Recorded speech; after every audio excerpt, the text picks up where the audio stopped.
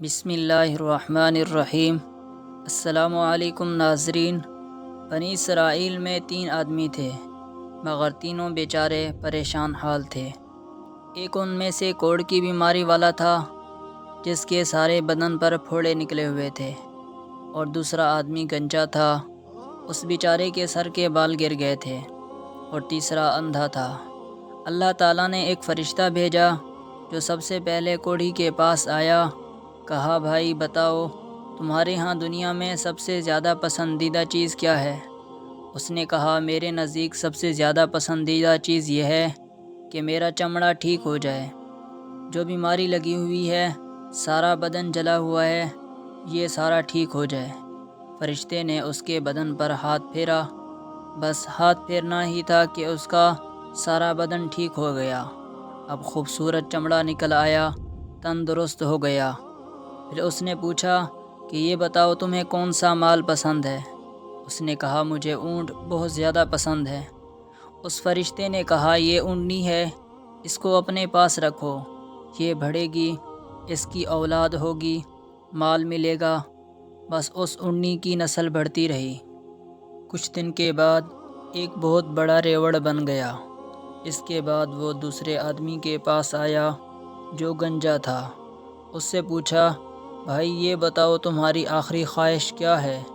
کہا، میری آخری خواہش یہ ہے کہ میرے سر کے بال گر گئے ہیں، میں بہت ہی خراب لگتا ہوں، لوگ مجھ سے نفرت کرتے ہیں، میں چاہتا ہوں کہ میرے سر کے بال ٹھیک ہو جائیں، میرا یہ گنجا پن ختم ہو جائے۔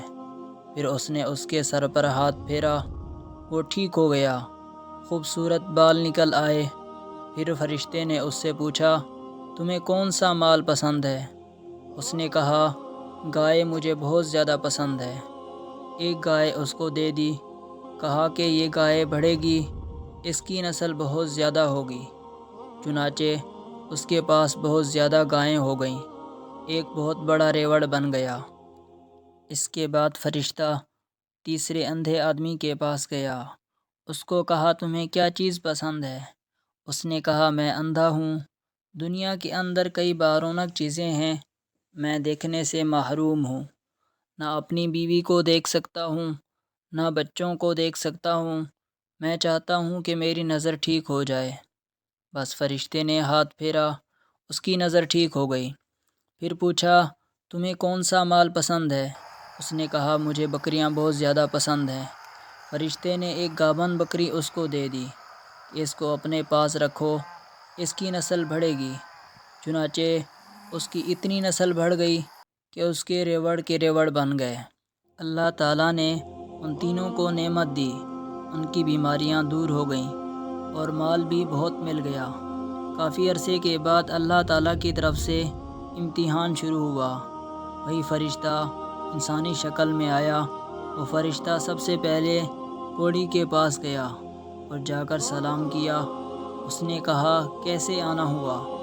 کہنے لگا، میں مسافر ہوں، میرا راشن ختم ہو گیا، اب کھانے پینے کو کچھ نہیں ہے، نہ کوئی کرایہ ہے، مہربانی کر کے ایک اونٹنی دے دو، اس سے میں اپنا کام چلاؤں گا، کچھ پیسہ آ جائے گا، میرا کام چل جائے گا۔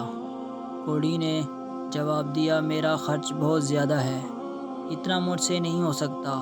تو پھر فرشتہ کہتا ہے کہ تو وہ نہیں ہے کہ تجھے کوڑ کی بیماری تھی، تیرا بدن گلا ہوا تھا، تو وہی نہیں ہے، اللہ نے تجھے صحت دی اور یہ مال دیا، اونٹنیاں دی، اب دیکھو تو جھوٹ بولتا ہے۔ کہنے لگا، نہیں، میں وہ نہیں ہوں، یہ مال تو میرے باپ دادا کا آ رہا ہے، انہوں نے کمایا تھا، اب یہ مجھے ملا ہے۔ تو فرشتہ کہتا ہے، اگر تو جھوٹا ہو تو جیسے تو پہلے تھا، اللہ تمہیں ویسا کر دے۔ چنانچہ وہ ویسا ہی کوڑھی ہو گیا، اور مال بھی سارا مر گیا۔ پھر فرشتہ دوسرے آدمی کے پاس گیا جو گنجا تھا۔ اب تو وہ تندرست ہو چکا تھا۔ اس سے بھی یہی سوال کیا، بھائی میں مسافر ہوں، پریشان ہوں، میرے پاس کچھ بھی نہیں ہے، مہربانی کر کے ایک گائے دے دو جس سے میں اپنا کام چلاؤں۔ وہ کہنے لگا، میرے پاس اتنا گنجائش نہیں ہے۔